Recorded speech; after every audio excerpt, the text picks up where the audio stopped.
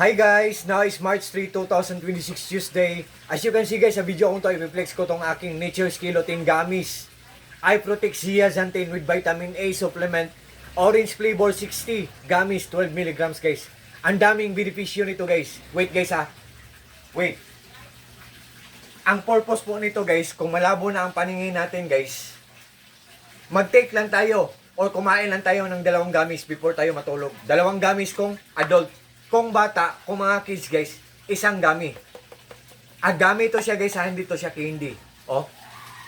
1 gummy sa bata, mga hearts ang shapes guys, oh.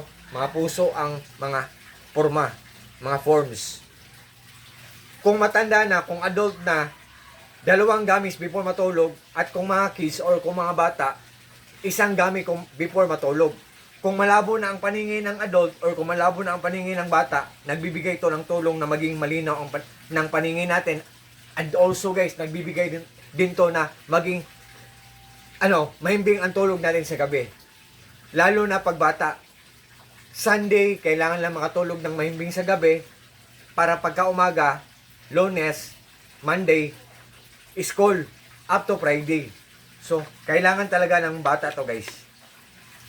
At guys, meron akong tips sa inyo guys ha. Wait guys ha. Kung interesado mo kayo nito, tapos kung nagdadalawang isip kayo, just trust me, just click my link and just try. Subukan nyo. Tapos tingnan nyo po ang mga reviews at saka mga comments or reactions. Kung maganda, tapos kung mura, itry nyo para sa sarili nyo or mag-order kayo para iregalo nyo sa mga mahal nyo sa buhay guys. At meron din akong tips sa inyo guys, kung mag-order man kayo, tingnan nyo ang cup kung may silyo ba. At saka kung may kagaya nito, may silyo. At kung may black sa likod. Itong black ang black yan ang expiration date. Ang expiration date at yung silyo sa cup guys, yan ang nagpapatunay na ang isang product ay isang genuine guys. Kung genuine man ang product or authentic or original or legit ang product, may silyo ang cup at may expiration date. Yan. At saka meron pa ako isang tip guys. Kung mag-order man kayo nito, tingnan nyo ang laman.